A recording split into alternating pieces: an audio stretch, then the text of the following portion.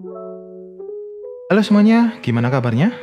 Kembali lagi dengan saya, Muhammad Ariful Furqon, di video pembelajaran kita hari ini. Jadi pada video kali ini, saya akan menjelaskan salah satu materi pada mata kuliah mesin learning ya. Di mana topik pembahasan kita adalah clustering menggunakan algoritma K-means atau K-means algorithm. Jadi mungkin teman-teman yang sudah menempuh mata kuliah KK ya atau kecerdasan komputasional atau mungkin data mining ya, itu mungkin sudah familiar ya dengan yang namanya clustering K-means ini. Nah, mungkin sebelum kita implementasi ya, terlebih dahulu kita akan membedah salah satu paper ya yang berjudul clustering menggunakan K-means algorithm oleh Nur Wahidah, Fakultas Teknologi Informasi dan Komunikasi Universitas Semarang. Nah, langsung saja kita bedah terlebih dahulu mengenai abstraknya. Nah, di sini dijelaskan ya mulai dari konsep klasifikasi. Jadi klasifikasi itu merupakan proses untuk mengorganisasi suatu objek menjadi sekelompok menjadi kelompok-kelompok ya. Whose member di mana anggotanya itu are similar, sama, in a same way and a part of pattern recognition, dan memiliki kesamaan dalam dalam pattern recognition ya atau pengenalan pola. Kemudian two kind of classification, ada dua jenis klasifikasi. Yang pertama itu adalah supervised classification dan yang kedua adalah unsupervised classification. Nah, K-means ini termasuk ke jenis unsupervised classification, di mana partisi datanya itu dilakukan pada satu atau lebih cluster. Nah, K-means ini mencoba untuk memodelkan sebuah dataset menjadi sebuah menjadi cluster-cluster ya, menjadi cluster-cluster sehingga data item in a cluster, jadi item data ya atau data yang ada di sebuah cluster itu memiliki similar karakteristik atau karakteristik yang sama dan have different karakteristik from the other cluster, dan memiliki karakteristik yang berbeda jika kita bandingkan antara cluster yang berbeda ya, seperti itu. Nah, kita masuk ke pendahuluan ya. Jadi di sini dijelaskan lagi konsep dari klasifikasi unsupervised dan supervised. Nah, pada unsupervised classification, di mana pembelajaran pola tentang pembagian kelas tidak diberikan. Jadi kita tidak memperoleh yang namanya learningnya ya, pembelajarannya. Sehingga ketika dilakukan unsupervised learning, itu kita tidak memiliki pola-pola yang sudah ada seperti itu, sehingga kita membutuhkan suatu sistem untuk belajar memahami pola-pola tersebut. Nah, sehingga lebih banyak fokus untuk memahami pola dalam sebuah klaster yang dapat dimengerti untuk menemukan persamaan dan perbedaan antar pola dan untuk memperoleh kesimpulan yang bermanfaat seperti itu. Kemudian banyak sekali ya implementasi atau aplikasi dari clustering ini. Ada di bidang biologi, zoologi, psikiatri, kemudian ada sosiologi, geografi, dan lain sebagainya. Nah, mungkin sebagai contoh ya, contoh dari sebuah clustering itu contohnya itu adalah pembagian binatang. Misalkan di sini pada gambar 1 itu ada dua jenis cluster. Yang A ini adalah cluster berdasarkan kelompok cara binatang membawa keturunannya ya atau anaknya. Sedangkan yang B itu adalah kelompok hewan di mana dikelompokkan berdasarkan paru-parunya, seperti itu. Nah, misalkan kalau dari cara binatang membawa keturunannya itu diklasifikasikan menjadi dua cluster. Di sini ada cluster pertama itu terdiri dari sheep, dog, cat, shark, dan cluster kedua itu terdiri dari lizard, sparrow, dan lain sebagainya ya. Sedangkan kalau cluster dari kelompok paru-parunya itu dibedakan menjadi dua. Yang pertama itu adalah goldfish, red mullet, kemudian ada shark, jadi termasuk ikan ya. yang bernafas dengan menggunakan insang. Kemudian Sheep's Sparrow Dog itu menggunakan paru-paru ya, seperti itu. Nah, itu contoh dari clustering. Kemudian selanjutnya, clustering dapat dianggap yang paling penting dalam masalah unsupervised learning. Karena setiap masalah semacam ini, ia berurusan dengan mencari struktur dalam kumpulan yang tidak diketahui datanya. Jadi hal ini terkait dengan unsupervised learning, karena pada unsupervised learning itu kita tidak mendefinisikan objeknya atau objektifnya ya, maksudnya objektif atau tujuannya atau datanya ya, sehingga dengan menggunakan clustering ini sistem itu nanti akan memolakan pola-pola yang ada dalam suatu dataset tersebut, seperti itu. Sehingga dapat didefinisikan bahwa clustering itu merupakan proses mengatur objek menjadi anggota kelompok yang hampir sama dalam beberapa cara, seperti itu. Nah, sebuah cluster merupakan kumpulan objek-objek yang sama, kemudian di antara mereka dan berbeda pada objek dari cluster lainnya. Jadi di sini untuk clustering itu kita mendefinisikan objek-objek yang sama itu sebagai satu kelompok atau suatu cluster. Kemudian ketika kita bandingkan kelompok yang satu dengan kelompok yang lain, maka akan memiliki perbedaan seperti itu. Nah, tidak dimungkinkan dalam satu kelompok ya, itu bisa ada suatu perbedaan. Nah, mungkin dari segi klasifikasinya ya nanti ya. Jadi dari segi klasifikasinya kita mau memodelkan itu berdasarkan apanya. Jadi kalau contohnya yang di atas itu berdasarkan cara membawa keturunannya, yang cluster atau cara satu, atau yang gambar A ya di sini. Sedangkan yang gambar B itu diklasterkan berdasarkan paru-parunya, seperti itu.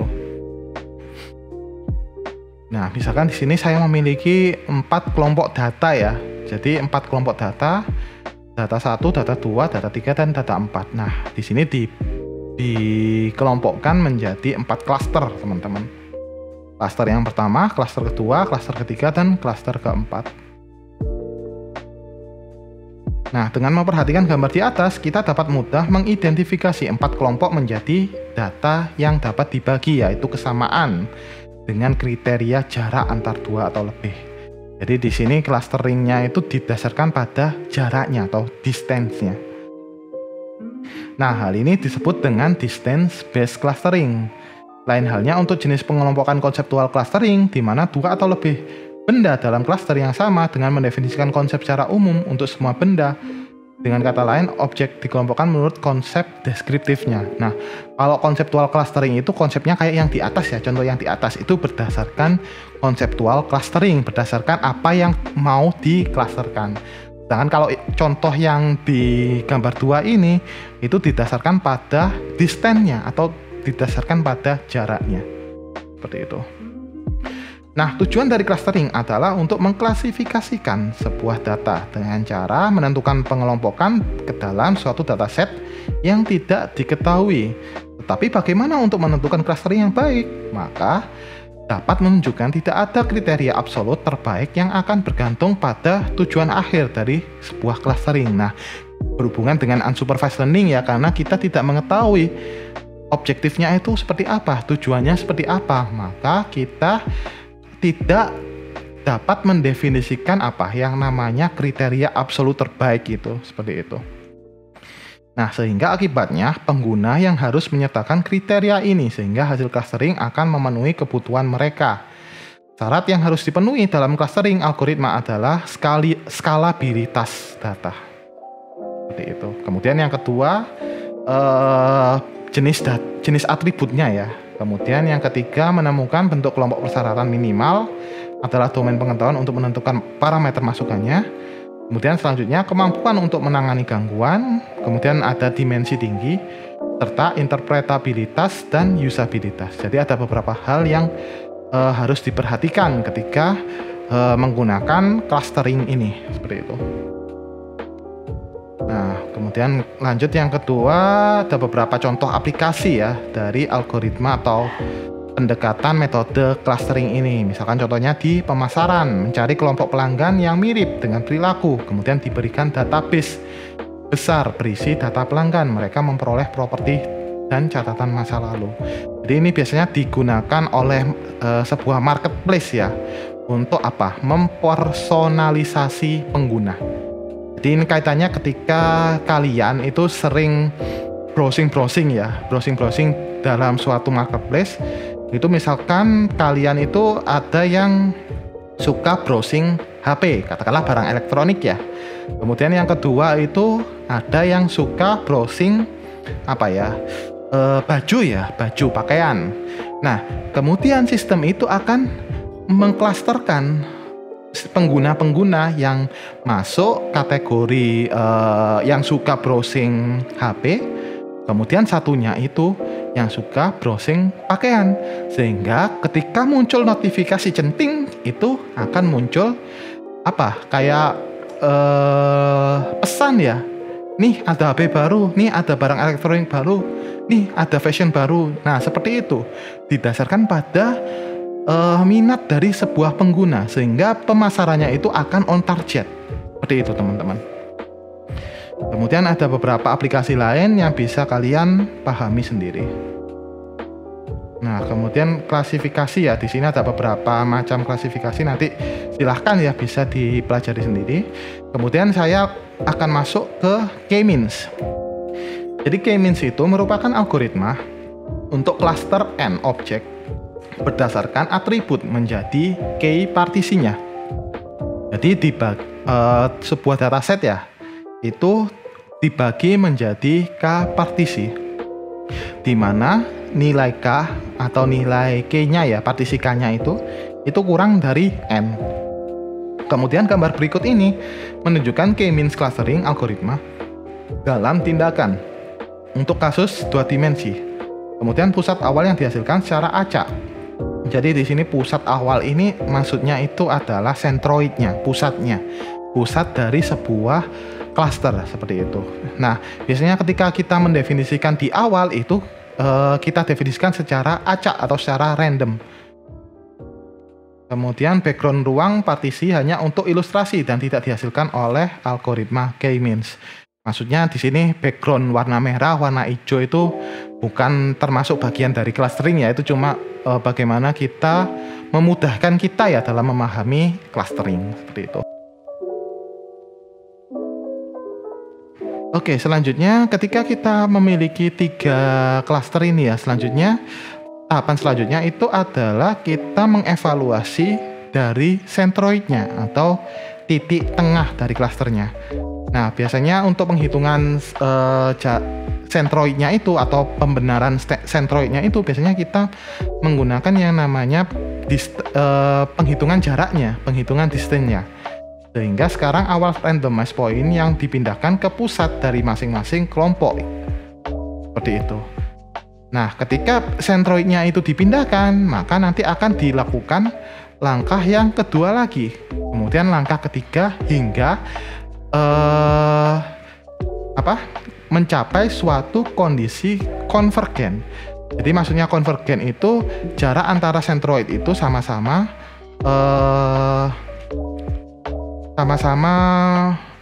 itu ya ekivalen ya nilainya seperti itu. Nah, kemudian di sini ada kelemahan ya dari algoritma K-means. Nah, K-means itu memiliki banyak kelemahan, antara lain bila jumlah data tidak terlalu banyak, mudah untuk menentukan klaster awal. Jumlah klaster sebanyakkah harus ditentukan sebelum dilakukan perhitungan. Nah, ini salah satu kelemahan ya dari K-means itu ketika kita mengklasterkan sebuah data ya, itu kita harus tentukan nilai K-nya atau berapa jumlah klasternya seperti itu. Nah, kita tidak pernah mengetahui real cluster dengan menggunakan data yang sama. Namun, jika dimasukkan dengan cara yang berbeda, mungkin dapat memproduksi klaster yang berbeda. Kemudian kita tidak tahu kontribusi dari atribut dalam proses pengelompokan karena dianggap bahwa setiap atribut itu memiliki bobot yang sama. Nah, salah satu cara untuk mengatasi kelemahan itu adalah dengan menggunakan K-means clustering, namun hanya jika tersedia banyak data. Nah, jadi di sini requirement-nya ya atau persyaratan dari sebuah K-means clustering itu dapat bekerja secara optimal jika tersedia banyak data seperti itu. Nah, kemudian algoritma ya atau langkah-langkah dari K-means clustering ini. Jadi yang pertama itu kita menentukan jumlah klasternya, kemudian yang kedua adalah menentukan nilai sentroidnya atau nilai poin tengahnya ya. Nah, dalam menentukan nilai sentroid untuk awal iterasi, nilai awal sentroid itu dilakukan secara acak atau secara random. Sedangkan jika menentukan nilai sentroid yang merupakan tahap dari iterasi, maka digunakan rumus sebagai berikut ya. Seperti itu. Nah, kemudian menghitung jarak antar titik sentroid dengan titik tiap objek dengan menggunakan Euclidean distance ya. Jadi kita menghitung jarak sentroidnya dengan objeknya, dengan titiknya, seperti itu. Kemudian yang keempat itu adalah pengelompokan objek. Nah, untuk menentukan anggota klaster adalah dengan memperhitungkan jarak minimum objeknya. Nilai yang diperoleh dalam keanggotaan data pada distance matrix adalah 0 dan 1. Atau 1 ya maksudnya. Di mana nilai 1 itu untuk data yang dialokasikan ke klaster dan nilai 0 untuk data yang dialokasikan ke klaster yang lain, seperti itu. Kembali ke tahap 2, lakukan perulangan hingga nilai sentroid yang dihasilkan tetap dan anggota klaster tidak berpindah. Jadi di sini penting ya melakukan iterasi hingga nilai sentroidnya itu tetap. Seperti itu. Nah, untuk flowchartnya ya seperti ini. Jadi start number of cluster K, centroid, distance object to centroid, grouping based on minimum distance. Kemudian masuk pengkondisian ya. Apakah no object move group? Kemudian jika tidak, maka kembali lagi ke tahap 2. Jika iya, maka dia akan end, seperti itu. Nah, mungkin selanjutnya nanti bisa kalian pahami sendiri ya. Untuk papernya sudah saya upload di MMP, silakan bisa dipelajari. Kemudian kita masuk ke implementasi dari K-mean clustering ini.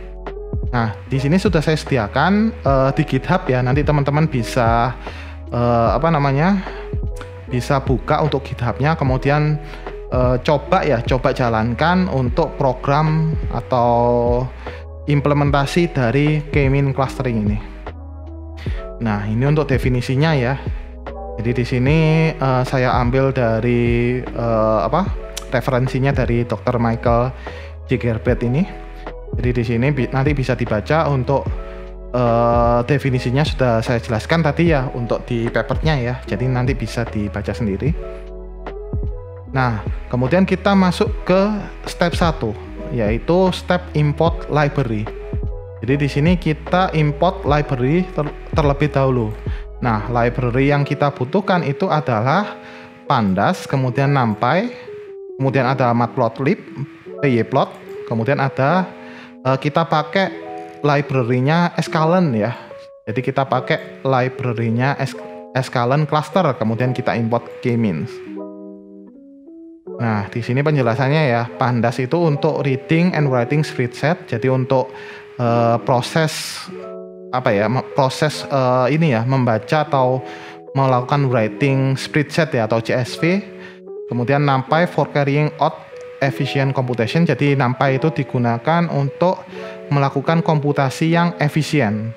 Kemudian Matplotlib itu untuk visualisasi datanya. Seperti itu. Jadi kita jalankan terlebih dahulu ya untuk yang step pertamanya.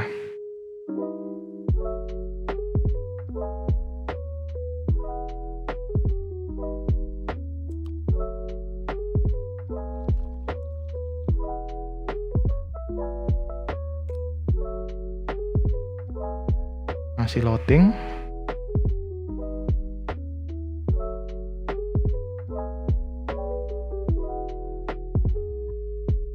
Agak lama ya ketika kita import pertama kali ya, soalnya masih membaca library yang kita gunakan. Belum selesai ya. Nah, ini sudah selesai. Oke.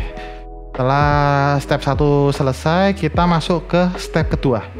Jadi step kedua ini adalah generate random data. Jadi di sini data yang kita gunakan adalah data random ya teman-teman, bukan data dari CSV. Jadi mungkin nanti untuk tugasnya kita coba dari CSV ya. Sedangkan untuk contohnya ini saya buat secara random atau secara acak. Nah, di sini saya definisikan nilai X-nya, Di sini nilai X itu adalah min 2 dikalikan NP random. Jadi saya pakai library-nya NumPy ya. Kemudian saya panggil fungsi random ran 100,2. Itu. Kemudian di sini X1 itu sama dengan 1 plus 2 kali NP random ran 50,2. Nah, kemudian saya lakukan slicing ya, lakukan slicing sehingga ketika divisualisasikan akan menghasilkan data berikut ini. Nah, a total of 100 data points has been generated and divided into 2 groups of 50 point each. Jadi ada 100 titik ya, atau 100 poin, 100 data poin yang dibagi menjadi 2 kelompok, di mana masing-masing itu terdiri dari 50 poin atau 50 titik seperti itu.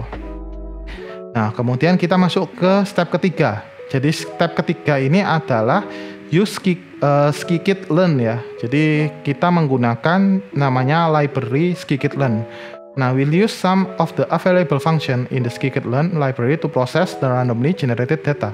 Jadi kita gunakan fungsi ya, beberapa fungsi pada scikit-learn ini untuk melakukan proses pada data yang random tadi. Nah, kemudian di sini untuk codingannya kita import terlebih dahulu sklearn cluster k-means, kemudian k-means kita tentukan nilai k-nya. Jadi nilai k-nya di sini itu adalah 2. Jadi kita bagi menjadi 2 cluster ya. Kemudian lakukan fungsi fit-nya. Lakukan fitting-nya seperti itu. Nah, hasilnya adalah k-means and cluster sama dengan 2. In this case we arbitrarily give k or n cluster an arbitrary value of 2. Jadi kita definisikan nilai k-nya itu sebagai 2. Selanjutnya langkah keempat itu kita finding the centroid. Jadi kita temukan centroidnya atau nilai tengahnya, titik tengahnya. Nah, di sini langsung saja kita pakai fungsinya dari k-means ini, k-means.cluster_center. Sehingga diperoleh nilai centroidnya adalah 1,9 bla bla bla, kemudian 2,9 bla bla bla. Jadi nilai x, y ya, seperti itu. Kemudian kita coba visualisasikan ya untuk cluster centroidnya, sehingga ketika saya jalankan untuk cluster yang hijau itu posisinya di sebelah sini. Jadi untuk nilainya itu yang min 1 ya. Kalau yang hijau adalah min 1,0235, min 0,938. Jadi x-nya x, y ya di sini ya. Kemudian yang poin merah atau centroid merah itu 1,9,2,0. Jadi posisinya di sini seperti itu. Nah, kemudian kita lakukan testing algoritmanya. Nah, berikut ini kode untuk melakukan pelabelan ya. Jadi seperti yang saya jelaskan sebelumnya ya, bahwa ketika kita melakukan pelabelan ya, maka kita mendefinisikan suatu label itu sebagai 1 jika masuk ke centroidnya dan 0 jika termasuk ke centroid yang lain. Sehingga di sini ketika saya runningkan pakai menggunakan k-means label, maka akan menghasilkan data berupa array seperti berikut ini, seperti itu. Nah, as you can see, jadi dapat kalian lihat 50 data point belong to 0 cluster, jadi termasuk ke cluster yang 0. Kemudian sisanya itu masuk ke cluster yang 1. Sebagai contoh, let's use the code below for predicting the cluster of a data point. Jadi kita coba ya kode berikut ini untuk melakukan prediksi terhadap cluster sebuah data point ya, seperti itu. Nah, misalkan di sini saya membuat sampel test ya. Saya buat array mulai dari min 3 sampai min 3. Kemudian saya buat second test, sampel test receipt-nya 1 sampai min 1. Kemudian saya coba lakukan predict ya, predict dengan menggunakan nilai second test-nya. Sehingga dapat diperoleh bahwa data point yang saya lakukan prediksi itu berada di centroid yang merah atau centroid yang bernilai 1 ini, seperti itu. Nah, di sini kesimpulannya ya bahwa K-mean clustering is an extensively used technique for data cluster analysis. Jadi metode clustering K-means ini merupakan metode yang secara ekstensif ya sering digunakan untuk melakukan cluster data analysis. Kemudian it easy to understand, jadi mudah dipahami, especially if you accelerate your learning using a K-means clustering tutorial. Furthermore, it delivers training results quickly. However, its performance is usually not competitive as those of the sophisticated clustering technique. Jadi untuk hasilnya itu tidak sebagus teknik-teknik clustering yang lain yang mungkin sudah levelnya itu sudah itu ya lebih smart ya algoritmanya dibandingkan dengan K-means ini, seperti itu.